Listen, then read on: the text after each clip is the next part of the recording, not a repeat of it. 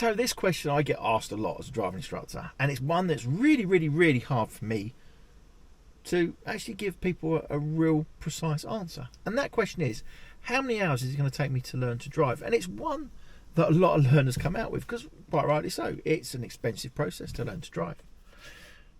And I always say, if you think about us as a human race, we are all fairly similar physically. You know, we've got a head, we've got arms, legs, ears, eyes, whatever. Physically, we're pretty much fairly similar. However, inside our head and the way our brains work is a lot more varied. And because of that, that's going to have a massive impact on how many hours we need to drive a car. Because you've got all different factors. You could have people that suffer from dyslexia or dyscalculia. You could have autistic people, people with ADHD, people with learning needs.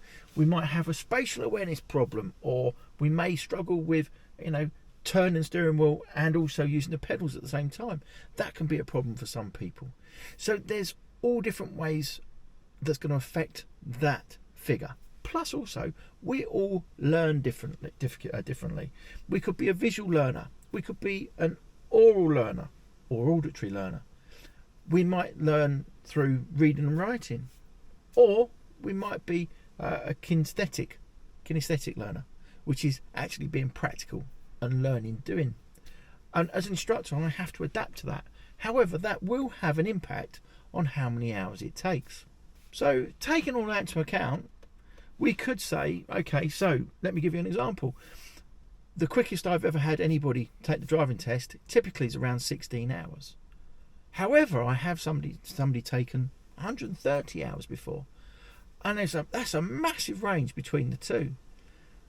And so it's very hard to pigeonhole people. And invariably, the people that are taking 16 or less hours to pass their driving test is they've had experience in a car before, or they might drive a tractor, or they've driven a motorbike. So they've got the awareness about what's going on. They know how to drive on a road. They just don't know how to handle a car. So all we've got to do is teach them the car control. Whereas some people come to me and they haven't got a clue about what's going on. They've never sat behind a steering wheel before. They've never been cycling on a road before, so they didn't understand how the road network works. All that will have an impact, and that's why the DVSA have put that figure out there that it should be, or should we say, the average amount of time it takes for somebody to learn to drive is 45 hours in the car with an instructor and 22 hours with private practice, which is great, but it's an average, and everybody seems to think they're going to be that average person or better.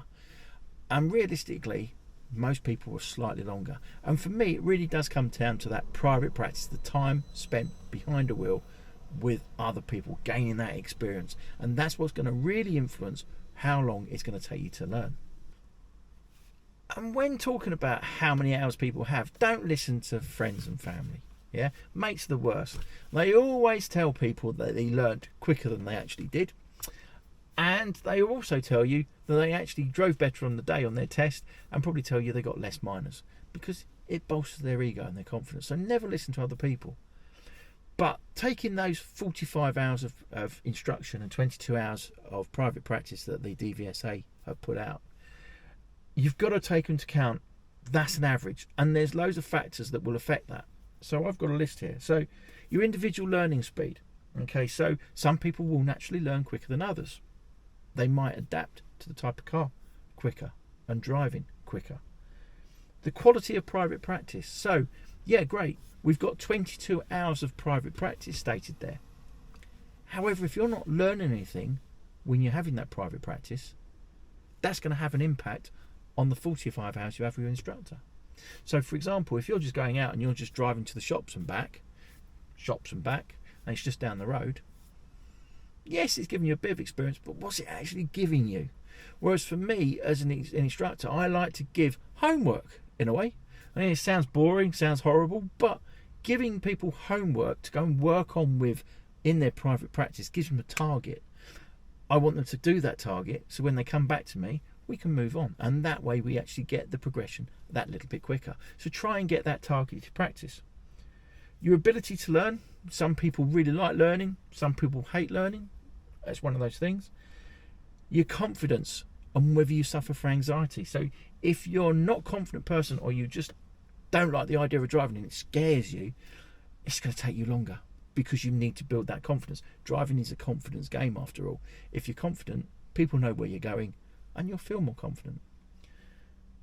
Your frequency and intensity of lessons. So, for example, we could say 45 hours, but if that's spread out over 2 years, that's a long old time, but also you're going to need more hours, because that length of time, that 2-year span, is just not going to be intensive enough to get you through it. I'm not saying to take an intensive course, because an intensive course will squeeze it all into a shorter period of time. Great, but you need to keep them regular. Is realistically, ad hoc lessons don't work. You need them on a regular basis. And then again, the frequency and intensity of your private practice. Again, they need to be regular. That way we can actually get that experience levels up and maintain them, and that way we can bring the hours down, hopefully, if everything else falls into place. So the other factor that's going to have a massive impact on how quickly you learn is pressure. And pressure will come from 2 sources. One, there's a financial pressure. We all know driving is really expensive, and learning to drive is even more expensive than it has ever been.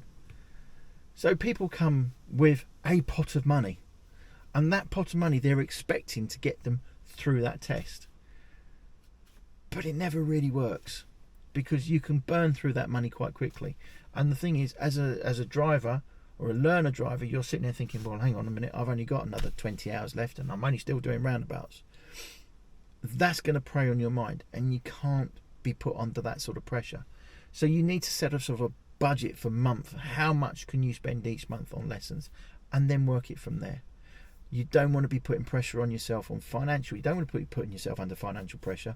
I've had people take lessons and put them on credit cards before, and it's just one of those things I don't understand. Why would you do it? But you just need to take your time, budget for it, and work towards the right goal in the right way. The other one is from family. Pressure from family. The amount of times I hear parents come up and say, oh, well, I passed in 7 hours. And it's like, okay, but you passed back in, let's say, 92, 93, when I passed. And there was a lot less cars on the road. There's probably half the amount of cars on the road then than there is now. So it was going to be easier to drive then than it is now. Plus also the standard of the test seems to be a bit higher as well. So you've really got to take that into account. Plus also, why do you want to pressure somebody into doing something quickly? For me, it has to be safe. You need to be safe, and if you're safe, then you're ready to go to test. And you can't rush safety, because from safety, that's where the experience comes from. The experience makes you a safe driver, and that's what we want. So getting pressure from friends and family isn't the right thing. You're not going to make things happen that quicker. But the problem is the learner will get in and it's like, oh, Dad says I should be driving by now. Why haven't I taken my driving test yet? And they're the sorts of questions, and it just adds that level of pressure that learners don't need. So with the question, how many hours is it going to take me to learn to drive? I would say to you, enjoy the process. It's a life skill that you're learning, one that can't be rushed. People arrive at that end point at different times.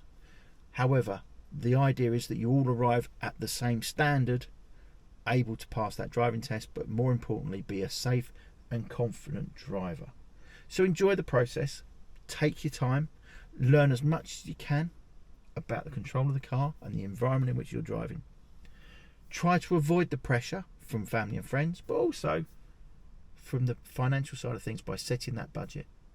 And make sure that not only you are at that test standard, but you are a safe, confident driver on the roads.